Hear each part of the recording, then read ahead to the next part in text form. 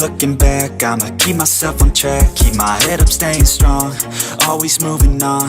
Feel I don't belong, tell my thoughts to move along, push myself to be the best, die with no regrets, live with every breath, see my message start to spread. And I had so many dreams, then you hit your teens, life ain't really what it seems, try to find out what it means. Always do it on my own, so I gotta get through it, and the only thing I know is to love what I'm doing. Never give up, never slow, till I finally prove it. Never listen to the no's, I just wanna keep moving. Yeah, I put out all this art, it's my only medicine. Yeah, everything I do, I'm just being genuine. Yeah, I'm sick of being screwed, feel my own adrenaline. Yeah, I do just what I do, and I hope you let me in, yeah.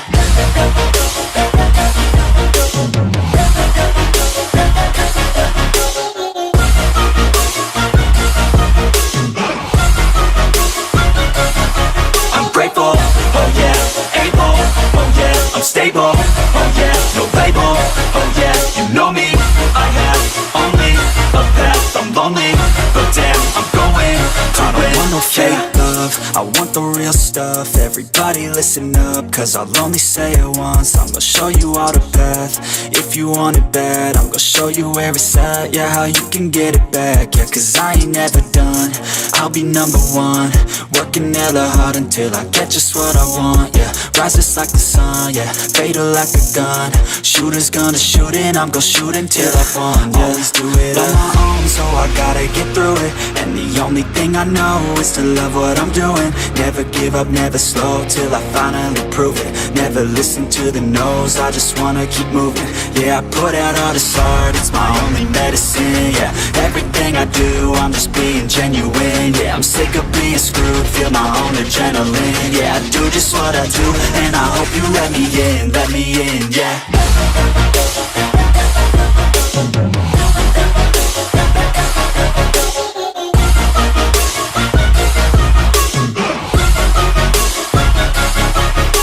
Oh yeah, able, oh yeah, I'm stable, oh yeah, no label, oh yeah, you know me, I have only a path, I'm lonely, but damn, I'm going to win, yeah.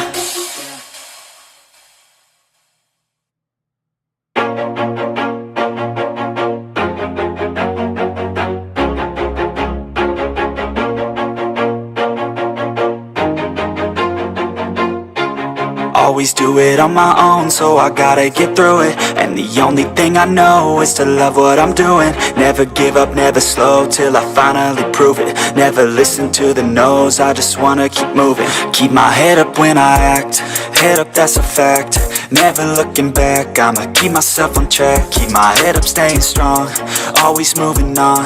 Feel I don't belong, tell my thoughts to move along, push myself to be the best, die with no regrets, live with every breath, see my message start to spread. And I had so many dreams, then you hit your teens, life ain't really what it seems, try to find out what it means. Always do it on my own, so I gotta get through it, and the only thing I know is to love what I'm doing. Never give up, never slow, till I finally prove it. Never listen to the no's, I just wanna keep moving. Yeah, I put out all this art, it's my only medicine. Yeah, everything I do, I'm just being genuine. Yeah, I'm sick of being screwed, feel my own adrenaline. Yeah, I do just what I do, and I hope you let me in, yeah.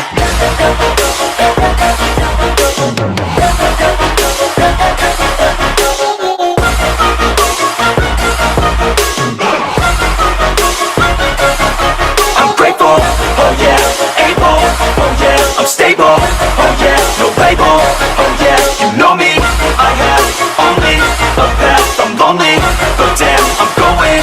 I don't want no fake love, I want the real stuff. Everybody listen up, cause I'll only say it once. I'm gonna show you all the path, if you want it bad. I'm gonna show you where it's at, yeah, how you can get it back. Yeah, cause I ain't never done, I'll be number one.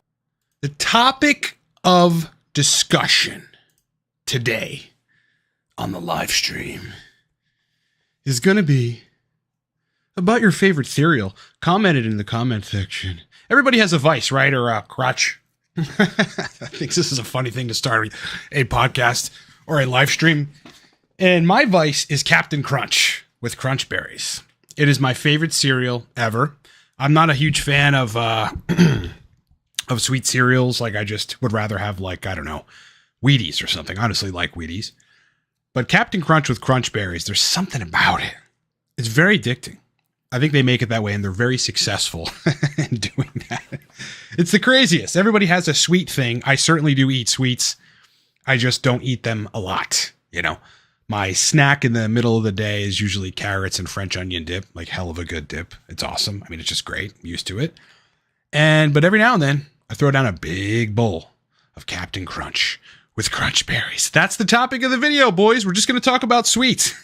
Cereal. What's your favorite cereal? Post it in the comments. Mine's Captain Crunch. I mean, what's that stuff? Golden Grahams, pretty good. We got a Reese's in the house. Yeah, Reese. That's a hell of a cereal right there. Yeah, the Reese's peanut butter puff cereal is also addicting. It should be illegal. It's so good. There's some cereals that are so addicting when you don't want to stop eating them. Cereal's kind of like that. I've always had an issue even with like Wheaties and bananas. Back in the day, I would eat, probably because I was a runner then. So I just burnt 1,000 rather calories. And then I'm like, fucking need to eat. You just consistently eat the shit until it's, until you're full and you're feeling a little crazy. Would you just look at it? Just look at it. Look at this. Look at that. All right, boys. So as we get people in here, there's been something on my mind regarding why estradiol for guys on TRT is such a problem, particularly for libido. And what I don't think a lot of folks understand, because no one ever talks about this, is that estrogen effectively increases the sensitivity of the serotonin system. So in doing that, by enhancing receptor activity, probably enhancing serotonergic neurotransmitter activity, that neurotransmitter in elevated quantities is inhibitory to the limbic system relative to your libido. So this is why when estradiol gets past range, people just think, oh, estradiol past range causes libido problems. What happens at the neurological level via action on serotonin? Okay. The other point about that, that I think is important for people to get is that, when you take an AI or you take some calcium D-glucarate or whatever, you stop drinking alcohol but in the context of an AI, say you throw down some Aromacin or something, 6 milligrams, 12 milligrams, 3.25 milligrams, or some 8X. 8X works very quickly and Aromacin works slowly. This is why it's probably better. But the change that's going to take place in serotonin levels, that may take a couple days. So when you don't get your libido back right away from taking an AI, you think, shit, I might need to take more Arimidex or Aromacin. Always a bad idea, by the way. Then you just run the risk of crashing. It takes some time for that serotonergic activity to die down. Hold on, guys. Having something stupid. Okay. And then for libido to come back. Okay. That is a very important point that I wanted to make regarding estradiol. Serotonin is really the problem. Now, could you keep elevated estradiol and inhibit serotonin in some capacity and still get the same effect of having a positive enhancement on libido? Probably, but estradiol also has actions on penile tissue, like we've talked about in meeting nitric oxide and a few other factors. Pancakes are Ethan Hill's weakness. We started the video talking about my favorite cereal, which is Captain Crunch, boys. It is my crutch, I guess you call it, vice. I don't drink booze. I don't smoke weed anymore. I did on and off before the military and post the military. So my vice is Captain Crunch cereal, and it's wonderful. JD7 is saying, hey, hope you're well. Your prop video got me thinking about infrequent dosing of longer esters. What's the best way to run injections of E or C 2x per week or less? Cinnamon Toast Crunch is better than Captain Crunch. I'm deleting this question. Now, look,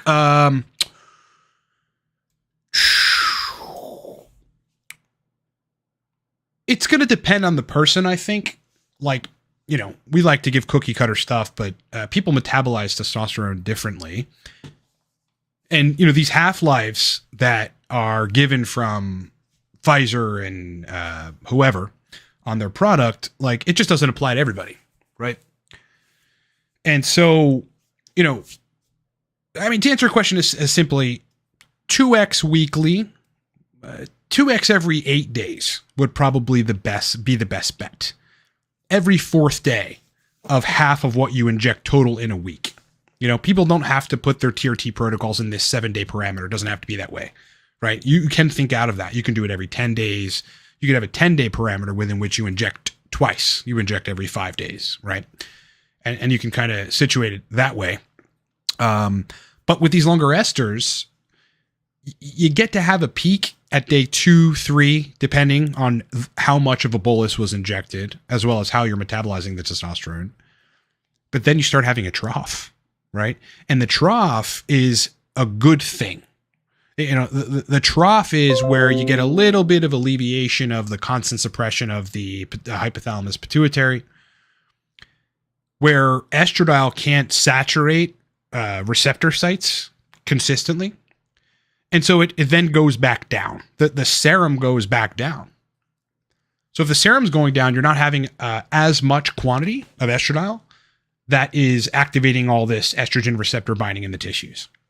So that's why that's important, right? Which is why prop is, I think that cream, maybe even intranasal gel twice daily, they're probably better for TRT, even though they're very annoying. Like prop is annoying. I inject every day prop. And I have no problem doing it. The PIP is not great, right? It does hurt a little bit, you know, it's whatever. But I mean, the acne that I get from cypionate, no matter the frequency, dose, estradiol, all that, it's just constant steady state androgens is going to, you know, upregulate all the sebum production. You're going to be a lot more oily and you're going to have acne. It's just the bottom line. Some people don't, some people do, a lot of people do. On prop, I don't get it. It just starts going right away. Skin dries out perfectly. Acne goes right away. So there's many benefits to prop. But that's what I'd say. Every 4th day, every 5th day. You can do every 3.5 days as well. You start putting it together like every 2, 3, and then you just get constant saturation of everything. You know, you're going to, you know, SHBG gets squashed into the ground in most cases. And, you know, that's problematic. Ethan Hill, I hope you're doing well as well. Adam Collins, hey Ryan, love the content. Always learning something from your videos. I'd love to have your thoughts on sodium valproate. I tried everything you can imagine for anxiety, but only this worked. That worked for you? I mean, the only people that I know that talk about sodium valproate are Leo, RIP, and Ryan Russo, who I think was given the guidance by Leo to use that to upregulate genetic activity relating to a condition he had, which just, you know, deranged his sexual function. From probably the combination of lion's mane and some AAS, maybe some SERMs. I don't really know. Other than that, I don't know a whole lot about it. Donald Pump, what's good? How are you? Chris Kuzman, TRT for 3 years, high E2 for the first 2. No AI, 50 to 100 picograms per milliliter. Symptoms showed up. Started AI 3 months ago. High E2 size are slowly going away, even though E2 is crushed. Thoughts? Yeah, this is a great point. It's because the estradiol, this is what I think. The estradiol binding at tissues for so long affects those tissues. And so you don't just reverse that by lowering blood levels of estradiol. It doesn't just reverse like that. The tissues are still in this state where they're reacting to, or in a new state, having been affected by estradiol. When estrogen binds to the ERB receptor, genetic activity takes place, action in the tissues.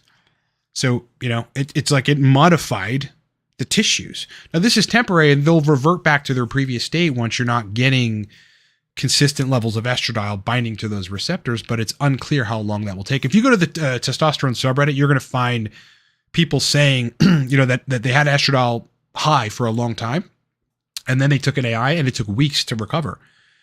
It's something to the effect of like high estrogen sides don't go away right away. You should search that in the testosterone subreddit and you will find a situation very similar to yours. At the same time, as I was saying when I introed this, estradiol increases serotonin receptor responsiveness. And that in and of itself creates this somewhat heightened serotonergic state. This is why high estrogen usually, before it gets to that crazy point, sort of feels good to your mood. It's increasing serotonin levels, and those serotonin levels don't go back down automatically. It takes some time. So yeah, keep doing what you're doing. Keep the E2 between 20 and 30. Do not crash it. Looks like yours is crushed now, and sometimes the symptoms overlap. If it's crushed, you might be having shitty symptoms too. You don't want it to be low. I feel generally terrible. If E2 is below 15, can't hold water, not just losing water weight, urinating everything out that I consume, all water. It's ridiculous. You got to keep up with it. Like, you got to drink Powerades all day to even feel normal. It's not good. You go to the subreddit, the menopause subreddit. That's what women are dealing with over 55 with menopause. They're dealing with low E2 symptoms because menopause is characterized by a drop in estrogen. It's very, very bad. You want to stay in the middle and you want to stay as long as you can. If you can find a way to stay there, I've done videos on dosing anastrozole, dialing it in. You got to watch that video, how to properly dial in anastrozole. Some people are not going to do well on that drug regardless of whether or not they follow my advice, in which case they should be low dosing exemestane.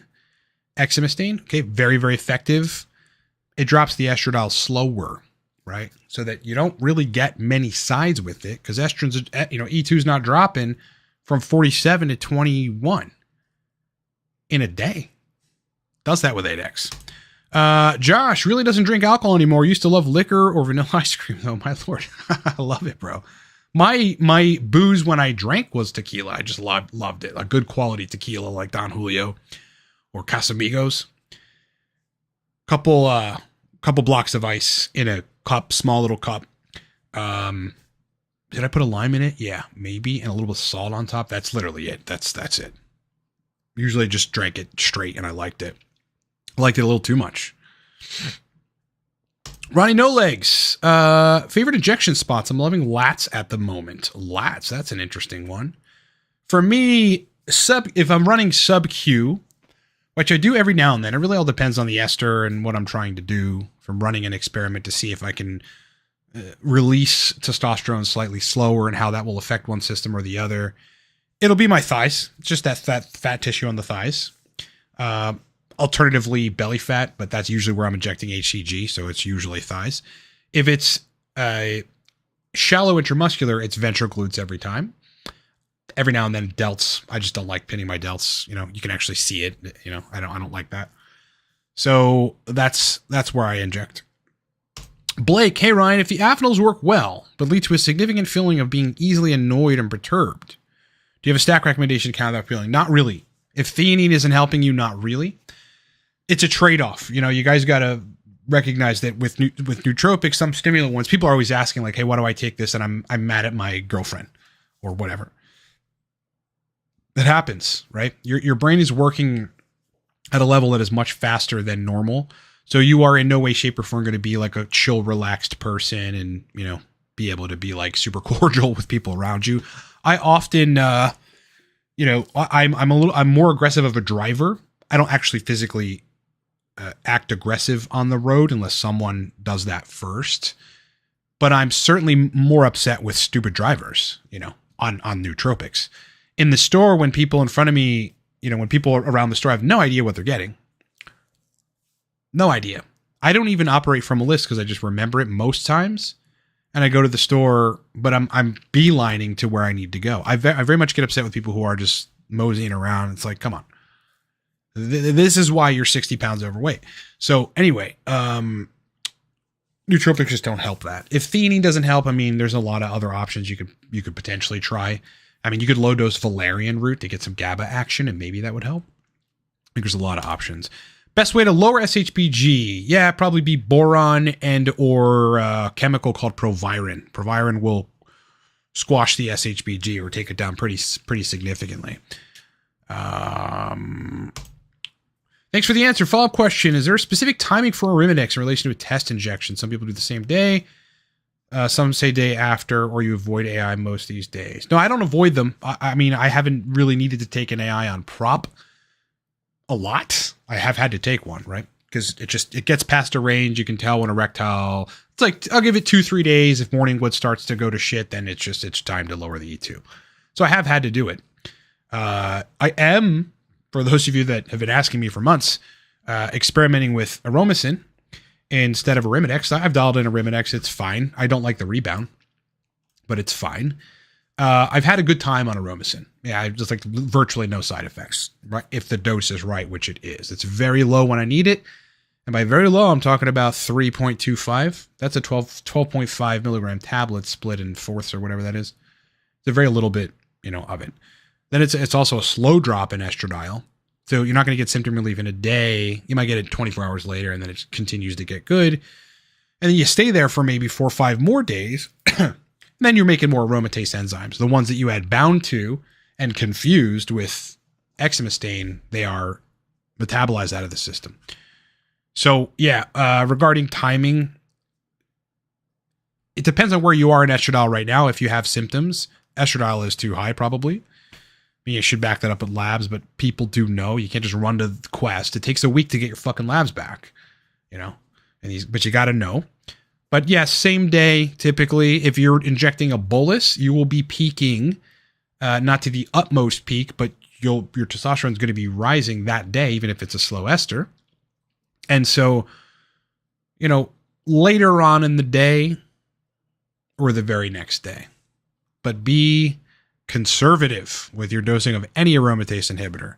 Those drugs become unhealthy when you don't dose them right.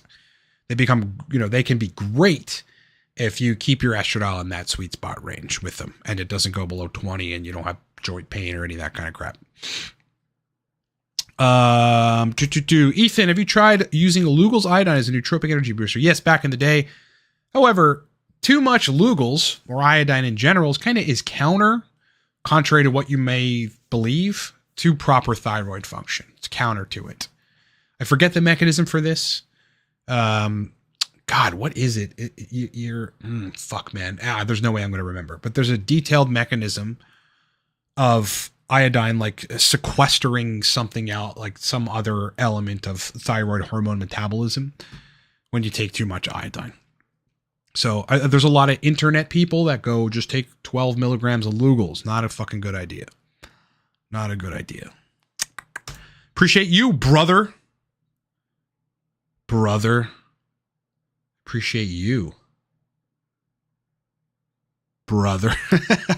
All right. Yeah, tequila. It's one of those things. Everybody has their booze. Like, again, when I drank, it was tequila. I couldn't drink rum, though. Or vodka. Fucking both of them I hated. And they made me sick and weird. But other people are like, I can't. You can drink tequila? It makes me sick and weird. So, probiotic strains for full gut restore and repair after antibiotics. I don't believe that you can restore the gut fully after a massive round of antibiotics with probiotics. Yeah, I think you got to drink like some baby formula too, which sounds crazy, but it's got human milk oligosaccharides in it, which will make a lot of bifidospecies. You probably have to intermittently and carefully, slowly introduce foods like kimchi and kefir, maybe raw milk into the regimen. Don't do it all at once, though. At the same time, maybe take some FOS, some fructooligosaccharides. You can get that in a supplement form. Slowly, a little bit of it. You got to work your way up when you're trying to rebuild the gut. It doesn't happen quickly at all. What would you suggest for PFS? Too much to talk about in a comment, but one of the primary issues is you aromatize loads, and as we've been talking about, you have a lot of estrogenic activity at the tissue level that's just been there for a very long time. And so reversing that is a matter of getting estrogen in the right range, 20 to 30 picograms per milliliter, or in range in whatever reference range you're referring to, or you have in your country. And also getting androgens past the 800 nanograms per deciliter mark. Preferably for these people, I'm beginning to believe more and more they should be using short esters so that they don't have constant aromatization, like using testosterone propionate. Those folks may even do better on cream twice a day because, they're going to open up the pathways of converting testosterone to dihydrotestosterone. And therefore, you're just sequestering the test from the pathway of aromatization into dihydrotestosterone. Do you have lucid dreams? Somewhat often, yeah. Not every night, but I have had one somewhat recently, actually. Rastams, glantamine, Nuped, all those will definitely help that happen. Yep. Lucid dreams are strictly cholinergically induced. Careful with exemestane, it's great, but if you crash, it takes forever to recover. Yeah, that's what everybody on the internet says. I'm not trying to be a dick, but that was very unoriginal. J87, you could do better than that. Of course. I mean, if that hasn't been hammered home, then I'm not paying attention, or no one is. That's why when you're dosing, especially well, either of them, 8X or exemestane, you must not you're better off taking the lowest dose possible. And if it does nothing after 7 days, you learn something. Don't be in a rush to get the effect unless you're feeling fucking terrible. In which case, still, even a little bit of aromatase inhibition is going to help you feel better. Did you take bromotain today? I did not. I haven't taken bromotain in, I want to say 3 weeks or so. I don't really remember. Yeah, it had to have been somewhere in February.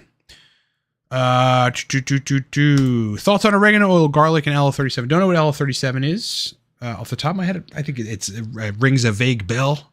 It's ringing a vague bell, boys. But I think, look, oregano oil is actually proven to be a pretty potent antimicrobial. There's research on it in combination with a couple other herbal antimicrobials that's effective for small intestinal bacterial overgrowth. In fact, comparably effective to the drug they give for that called rifaximin. So, and garlic and allicin, which is one of the, I believe, the byproducts or chemical constituents of garlic, is also proven antimicrobial. OG, I have low estrogen with PFS. I get crashed still on 0.25 of Arimidex. My issue is all neurological, slurred speech, no memory, anxious. You have low estrogen with PFS. Are you on androgens? Or are you taking Arimidex, right? That's why you would have low estrogen. If you ended up with low estrogen before you took Arimidex, it's almost definitely because you weren't making enough androgens. That is the primary cause of low estrogen. Subpar username. Does taking dopaminergic compounds cause an imbalance that depletes serotonin? No. It just, to put it non-scientifically, it makes it so that serotonin can't be the star of the show. It's just dopaminergic and serotonergic activity are somewhat like testosterone and cortisol. They just kind of, they go like this with one another. They kind of compete with one another for the predominant state. That doesn't mean that you don't have dopamine and serotonin firing at the same time, because you do. It's just, are you dopaminergically dominant or serotonergically dominant? And that's characterized by having higher quantity and better signaling of one neurotransmitter versus the other. Dopamine is generally good to have more than serotonin is firing until the point where you become schizophrenic. So everything is a balance. Oregano oil is way too harsh. It can be. If you get enteric-coated oregano oil, it's probably better for gut issues because then it doesn't really open up until it gets into the small bowel, which is good. Are we using nootropics? Danzy says, to hide pain from childhood traumas we endure. I don't know. I don't think so. I think we're using nootropics to perform better. I'm using nootropics to write, I think there's 12 courses and books on livecortex.com. I use nootropics to write those, and sometimes to work on websites for my other company. Today I was working on some web stuff for about 5 hours. I took the Torque stack, but it's a nootropic, and God, did it help. It always does. Ethan Hill is saying, what would be the best drug or nootropic for a woman menstruating to increase estrogen and balance her mood? You'd probably be looking at something like black cohosh, otherwise Estradiol USP cream, which you can get on Amazon.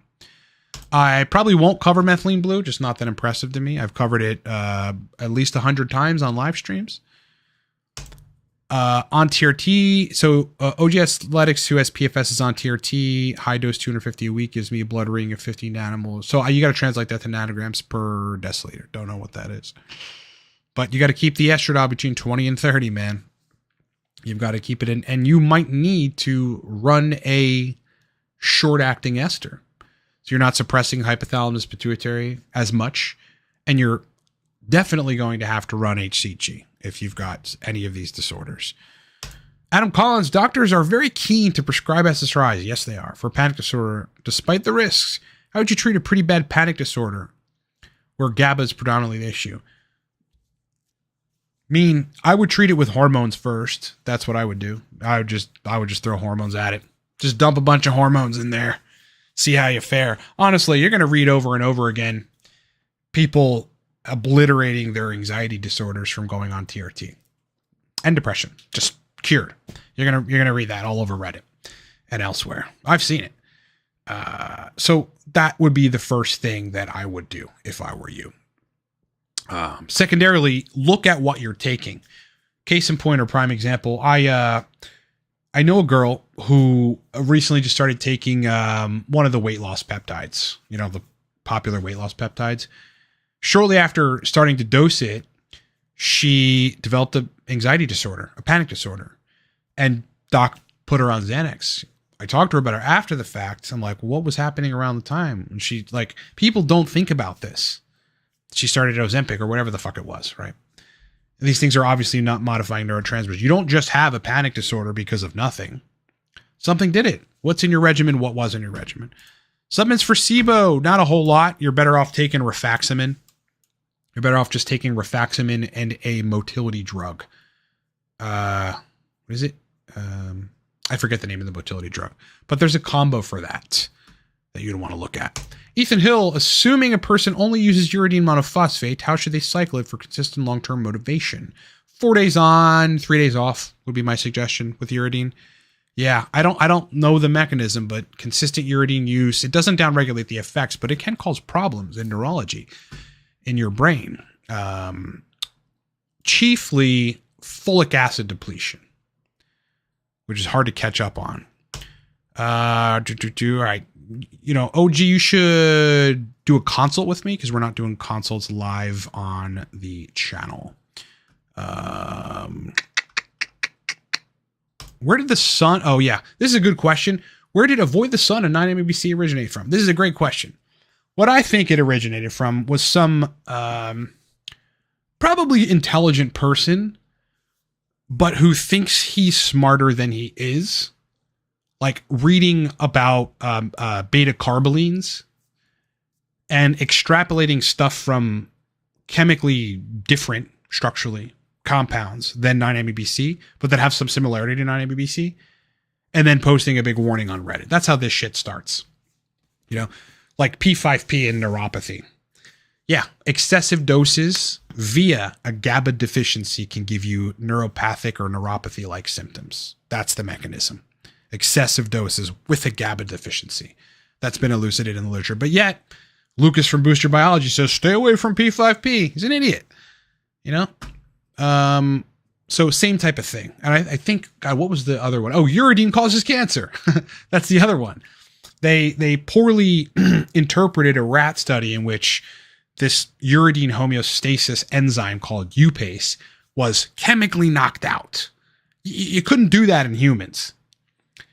And then they fed these rats a fucking boatload of uridine. And then spontaneous tumorogenesis. They just started growing tumors. Yeah, no shit. You knock out the homeostasis enzyme of uridine, which has a large interplay with DNA, and then feed someone a bunch of that compound, you're gonna have problems. But you can't replicate that in humans. So again, people looked at that, posted on Reddit. Now it's like once a week I get the does uridine cause cancer? No, it doesn't. Knocking out upase and feeding yourself super physiologic amounts of uridine may. So don't do that, but you can't do it anyway. Blake, have you tried oral minoxidil? Minoxidil, I think. I'm not sold yet. I might fill it from the circulation. I've gotten Harrisville. Yeah, no, I have not. I mean, if it's doing any degree of 5-alpha reductase inhibition, don't touch it. Don't touch it at all. There's just no reason to do that. I mean, there's a guy just above you talking about having PFS and sexual symptoms and neurological symptoms from taking finasteride and 5-alpha reductase inhibitors. There are other ways around it, or you might have to go bald and grow a beard and deal with it. That's what I would do. Like, knowing everything I know, I just 200 guys have come to me. It's an estimation, but 200 men have come to me over the years with PFS and PFS-like syndromes. Their lives, before getting to the bottom of it, their lives are ruined. They thought forever I'm going to be like this. You don't want those kinds of side effects, man. Justin, hope you're doing well. I am, brother. Hope you're doing well as well. I hope you're doing well as well. Which would you say is more effective for raising testosterone, pine pollen or Sustanche? I mean, they do different things, right? Sustanche will help you to ultimately make more total testosterone, whereas pine pollen will help some of that total become free testosterone. So they're different. All right, guys, any other questions? If you got them, post them. I'll answer them in the chat. don't think I missed any. But I do see a random middle shelf scotch. Oh, that's your vice? That's funny, bro. Yeah, I was never a scotch. You know, one time on an airplane, I actually think when I was ETSing out of the Army, I was in uniform, my fucking beret, you know, and my ACUs and my first Cav combat patch. Actually, they're right there. They're right there. They're literally right there. And I ordered a scotch on the plane. I'm like, I'm fucking done. I'm out. I'm going home. I was literally going home. I ordered a scotch and I didn't love it, man. I really didn't love it. But yeah, my booze of choice when I drank was tequila. Good quality tequila. And not Jose Cuervo, because that just is shitty. Terrible. But Casamigos and Don Julio. And if I ever drink again, which I'm sure I'll drink like in my lifetime, but I just don't care to, and I haven't drank in 2 years. And I really love not feeling, you know, less than myself. Then it'll be like good quality tequila. I hope you enjoy the rest of your day as well, brother. Hope you enjoy your day, brother. Oh, would you look at this? Just look at it. I tell him to look at it. That's what I would tell a cop if he pulled me over. You want my license? Here. Why? So you can look at it? Look at this. Look at that. You guys know. And if you don't, YouTube Ed Bassmaster, look at this. The one with the car. Look at this car. And watch it. Yes, Ethan Hill, Rick Rosner, a man with 190 IQ. It's like a 50-something stack. You should look at his stack. I've already done content on it. I am 6 years ahead of you. Go back in our YouTube channel, YouTube content, and find where I believe the title may have even been Highest IQ Man, you know, takes paracetam and other nootropics. So I've covered this. I covered this in 2017, I think, 2018. Yeah, Rick Rosner. Tall, black hair, super fucking smart, lifts weights all day. Literally lifts weights all day, but lightweight. He just lifts light weights all day. Weird guy. Super high IQ. Takes a lot of nootropics every day of his life. Costa, hey, is 300 milligrams of alpha GPC too much? It may be for you. It is for me. Yeah, I'd feel very loopy and uncomfortable at 300 milligrams of alpha GPC. My brain would not function well. I'd start having probably choline dysregulation from upregulated cholinesterase, which would be clearing all the choline from the synapse because of this large bolus. That's what I think happens when this happens. I wouldn't want to talk to anybody. I'd feel very weird. But, you know, 50 to 75 acetylcholine, and I'm like, fireworks and stuff, man. Fucking stuff blowing up in my brain and stuff, man. Musaha is saying, can I use low-dose modafinil for ADHD? Most days I find it's better than your standard ADHD meds. Absolutely. Mechanistically, I wouldn't say it's doing the same thing, but it's working on the dopaminergic system via an inhibition of the transporters. And so you're just elevating extracellular dopamine by taking it.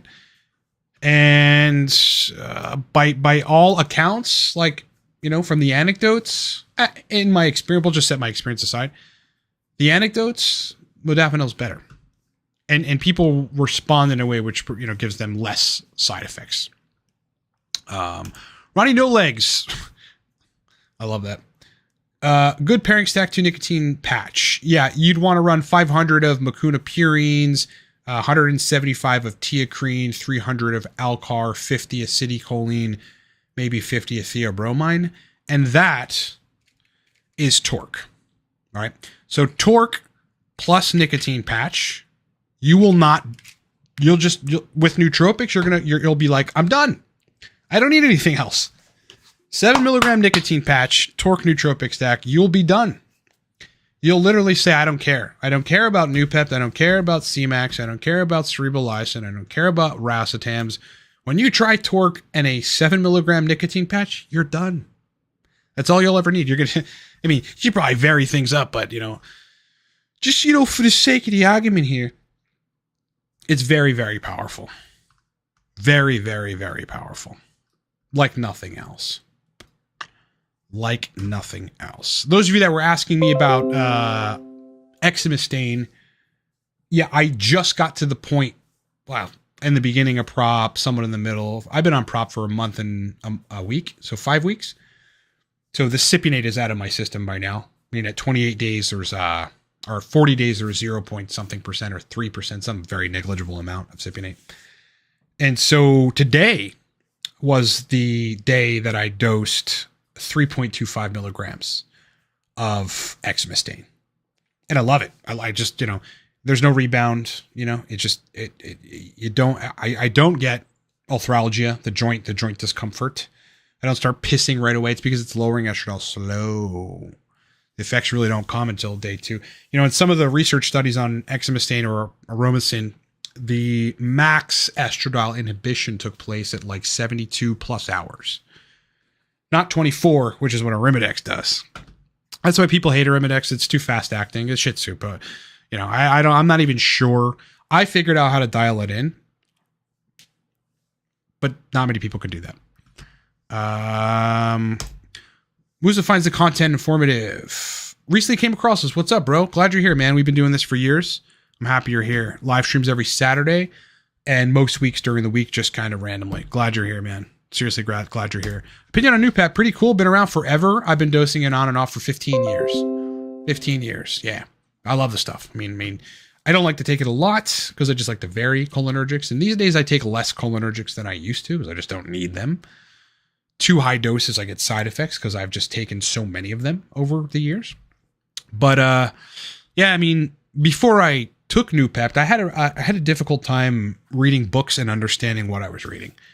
After a pretty long stint in Noopept, that deficiency, if you will, was solved, and that deficiency's never come back.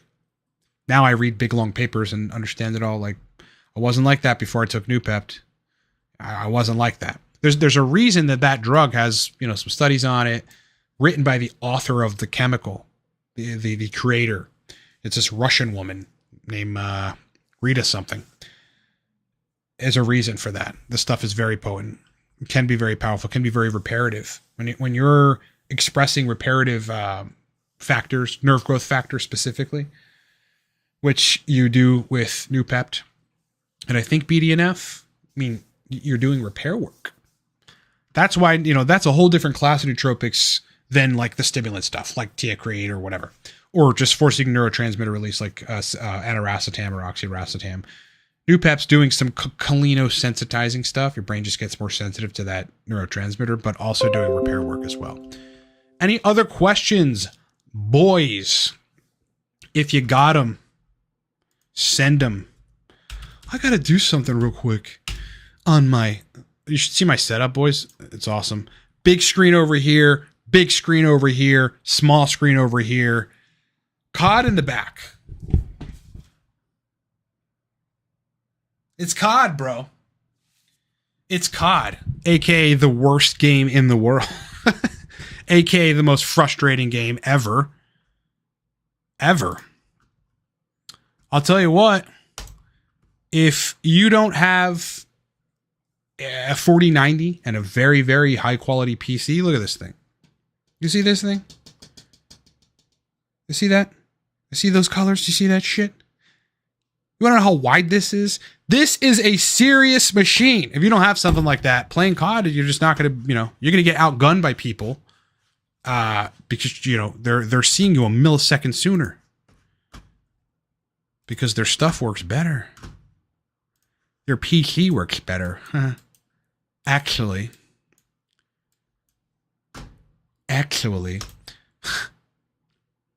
Opinion on phosphatidylcholine for supplementing choline for Noopept. I haven't really experimented with it enough to know you can boost it by taking citicholine. You literally will make more phosphatidylcholine. I don't know. Maybe Ray Kurzweil, the futurist, would be a good guy to talk about that with because he takes it. Costa, would you add in torque to make it more gym suited? Torque gym edition. Well, torque in and of itself is enough. Yeah. I mean, it already is a pre-workout. I could market it that way and people would take it and be like, yeah, dude, pre-workout. Holy fuck. I could market it in, you've had a couple drinks and you need to sober up and your brain sucks kind of way.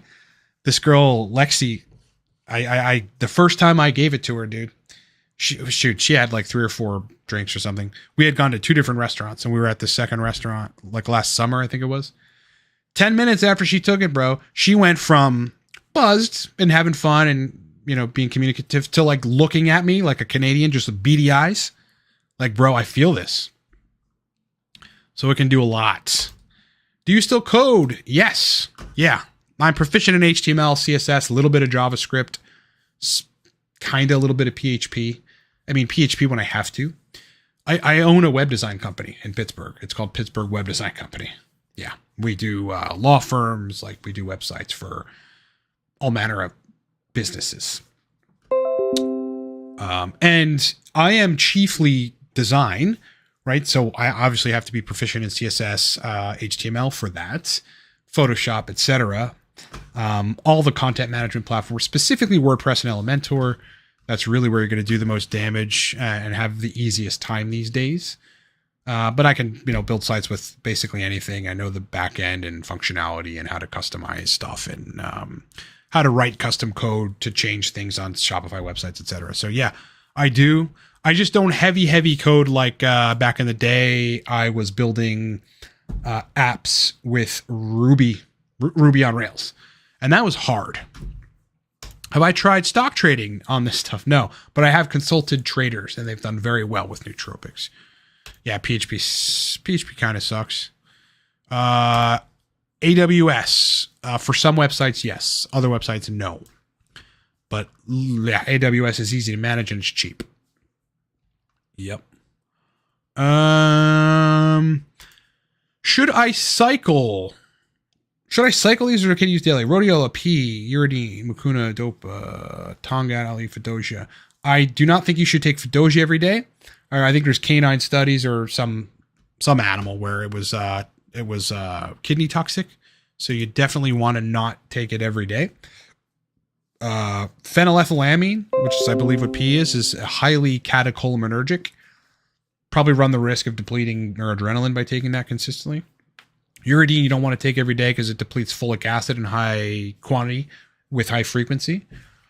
Rhodiola, that should be fine. Mucuna, that also should be fine. Tongat, that should be fine. Terrence.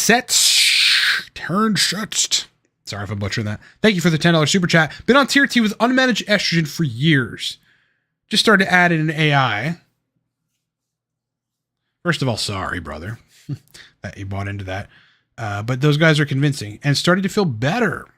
How long do I have to sit there before I make another change? Was on TRT 3 years, no libido. I mean, case in point, everybody. Sometimes the estradiol is in range, right? 31 picograms per milliliter, but you need to knock it down to give the tissue a break. Forget the serum, to give the tissues a break. And then you get, you don't get constant not nitric oxide inhibition and vascular endothelial growth factor mediated erectile dysfunction via venous leakage and shit. The question is, how long do I have to sit there before I make another change? You need to monitor where the E2 is going in response to your AI. I don't know if you're taking Arimidex or Aromacin, but either can be dialed in. Aromacin's probably easier on the body. It's easier on lipids for sure. Generally, probably the better AI, in my opinion. Just doesn't work as fast, which is a good thing. Works slowly. You don't want to drop estrogen quick. I mean, even calcium D-glucarate can drop it pretty quickly. And if you take a lot of it, you start peeing out. You start peeing more and whatever. It's just Aromacin might be better, but again, the answer to your question is unknown because estradiol saturating tissues has effects at those tissues, and it's unclear, how long those effects will reverse from those tissues. Secondarily, estradiol affects serotonin receptors, enhances them, may enhance serotonergic activity. Well, that's that inhibition on the limbic system, and therefore your libido, may take some time to reverse, where you're not at, like super physiologic or neuro-super physiologic levels of serotonin. So this is why people often overshoot AIs, because they don't get symptom relief in a day from the libido issues or whatever. And they're like, fuck, I got to take more. Now, you've got at the tissue level and at the neurological neurotransmitter level, these things may take time, a couple days. If you've had a high estrogen for a while, unknown amount of time, could be 30 days where you keep it between 20 and 30 picograms per milliliter or something, something similar. Could be more. Could be 3 months, could be 6 months. I don't know. It really all depends on how long and what changes happen at the I think we might be back. But yeah, I don't know what the hell that was. I just had a tech issue, boys. And I think we're back though. All right, so let's see. I think I missed some questions. So yeah, back to this question here. Unknown. It might take 3 months. It might take 6 months. But, stay patient. Stay at it. And you will likely have alleviation. Don't crush the estradiol. Make sure you're keeping it above 20, below 35. And you should be good. We don't talk sources on the channel. Seems like a lot of biohackers have ADHD and are self-medicating. Possibly. I think plenty of people are. America's self-medicating, and stuff. Yeah, no. You just got to self-medicate with the right stuff. I'm self-medicating with TRT, but I'm self-medicating what ultimately was declining testosterone levels as I aged and not being able to keep up with it as I aged and took supplements. Tips for alleviating mold exposure. Not really. Don't have a whole lot. Danzy Bills.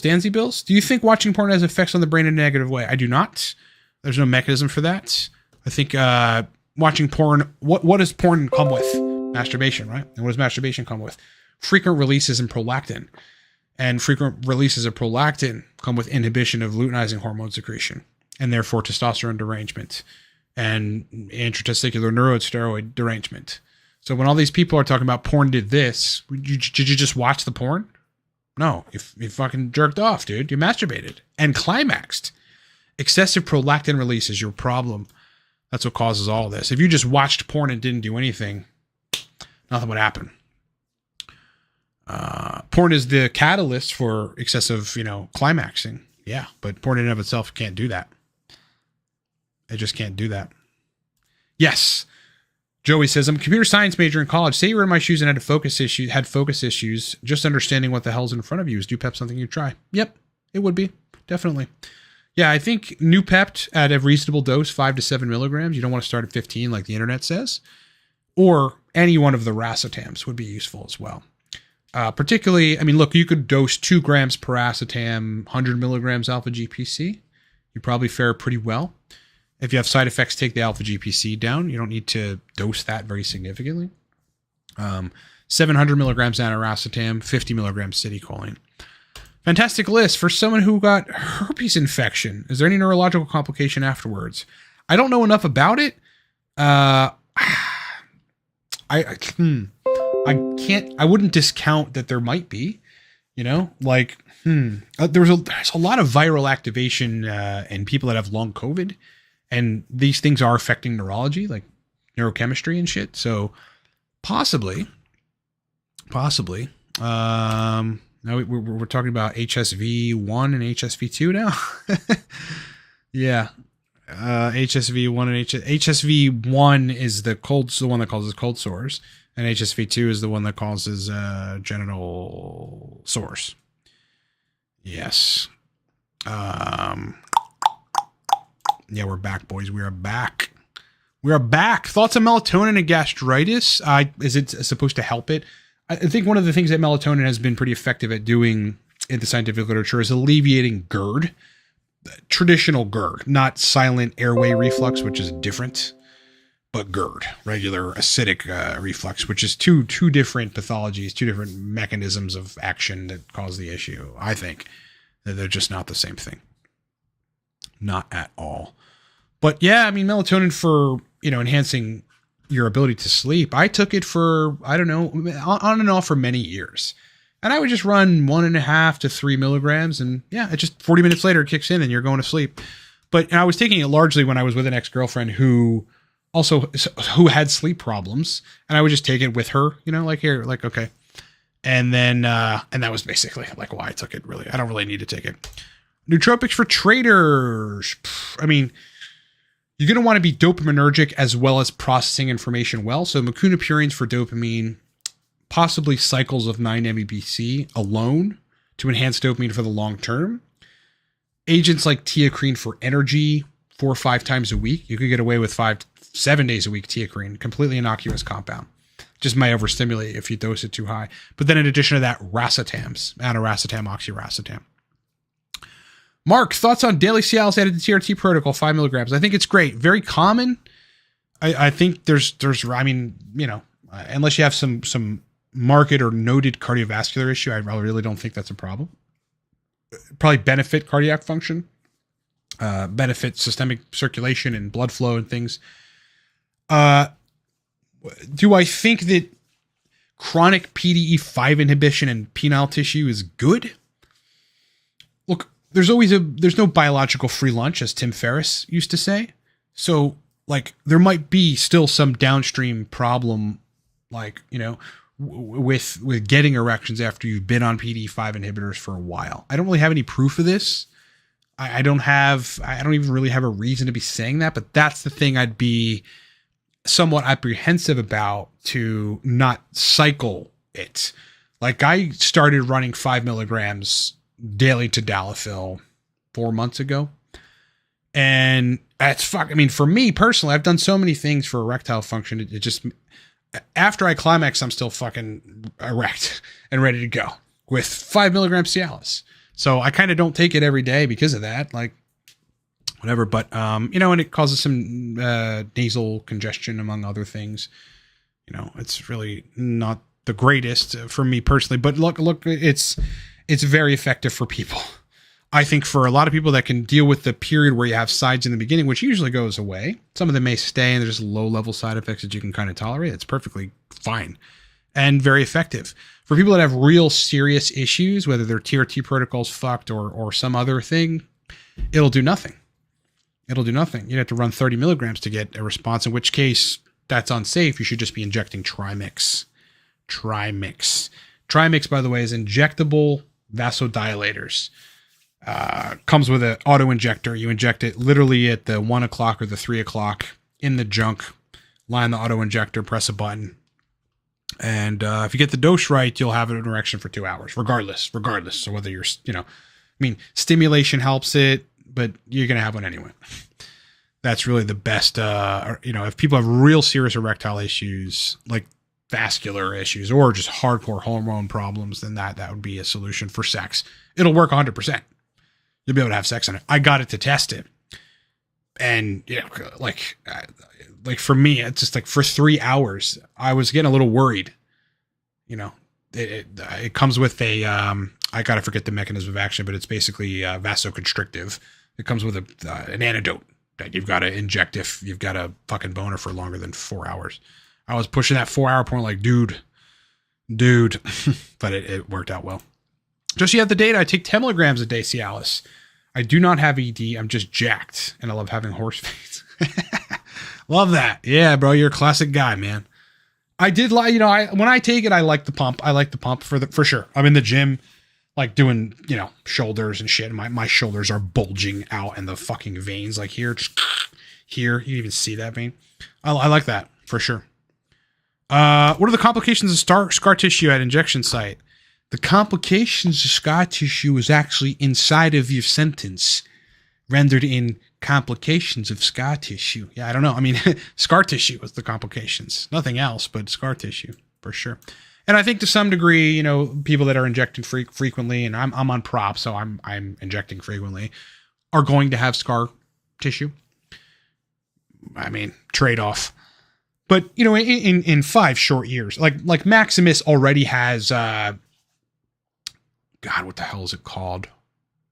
It's oral TRT, right? It's a very fast-acting oral tablet of testosterone that bypasses liver metabolism, or first-pass liver metabolism, gets into systemic circulation, raises total testosterone levels, is less suppressive on hypothalamus, pituitary, gonadal axis. Doesn't raise your test all that much. You're not going to be able to get to super physiologic, I don't believe, unless you're taking a lot of it.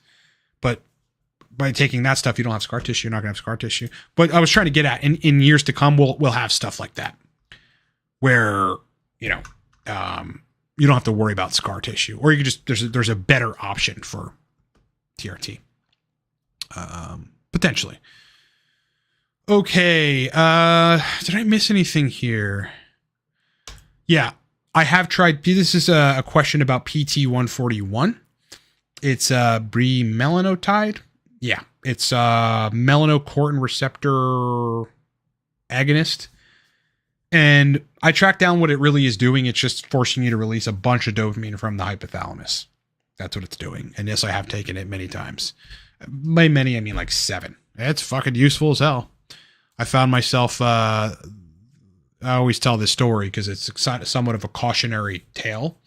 When I took it the second time, I was so, my sex drive, my libido was so high that I went out to downtown Pittsburgh and I went to a couple different hotels, to the hotel bars. And I don't think I drank at the time. Like I haven't drank in like 2 years. Looking for women that are staying at the hotel, but that are coming down to have a drink. That's how high my sex drive was that I went MILF hunting. New Pep, sublingual or oral. You could do both.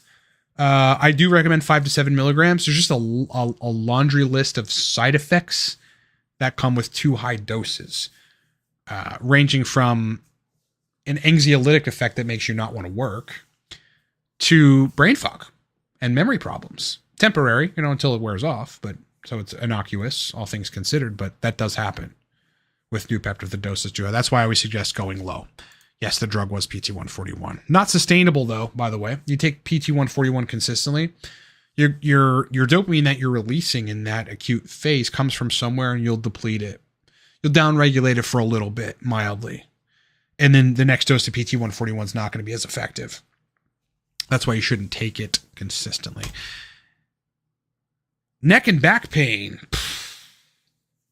No, I mean, could be a GABA problem. Could be GABAergic. GABA modulators probably will help you there.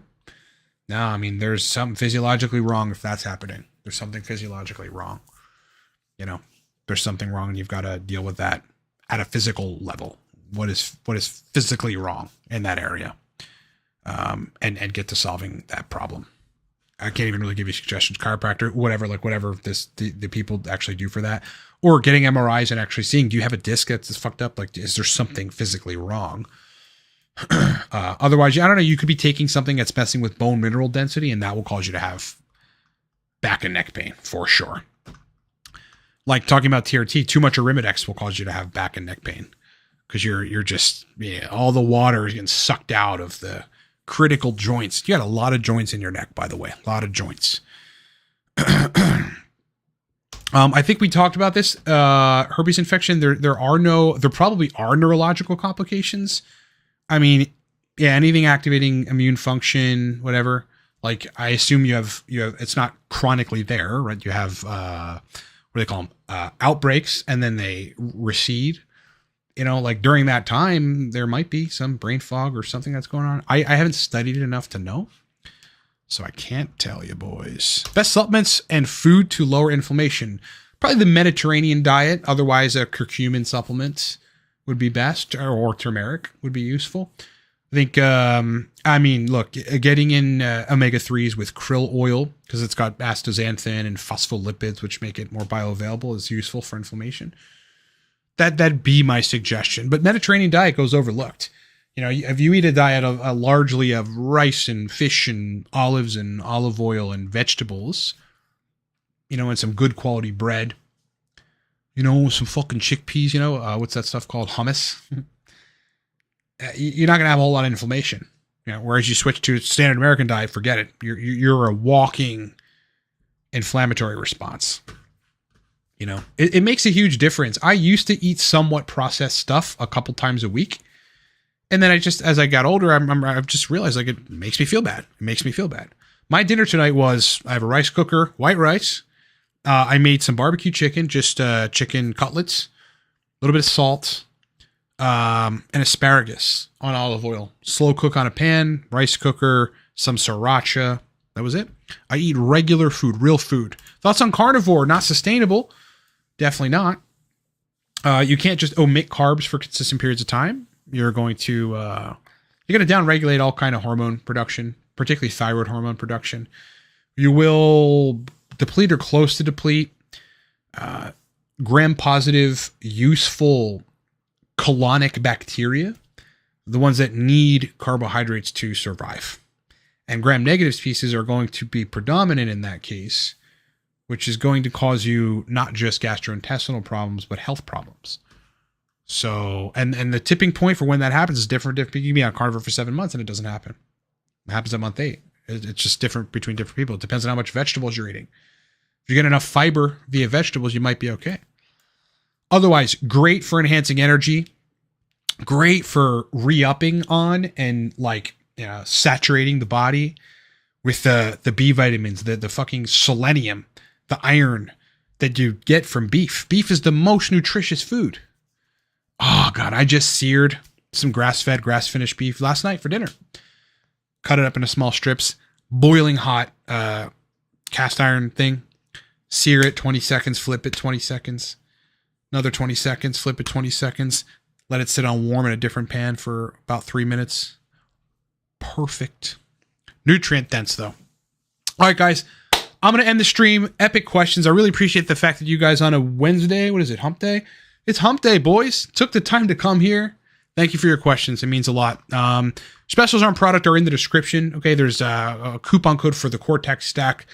There is a coupon code for the Torque stack. If it isn't there, it's 15 now, 15 now. Saves you 15% on that stack. More content coming likely tomorrow. I've got a lot to talk about, especially regarding AIs, my experience with Aromacin. So look forward to that. I'm going to break that down fully and how I'm pretty convinced at this point that I've switched over to using that when I need an AI versus Arimidex. So strap in because it's going to be a big, long breakdown.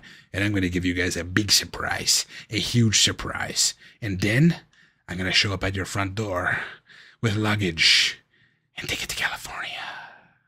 Have a great night, everybody.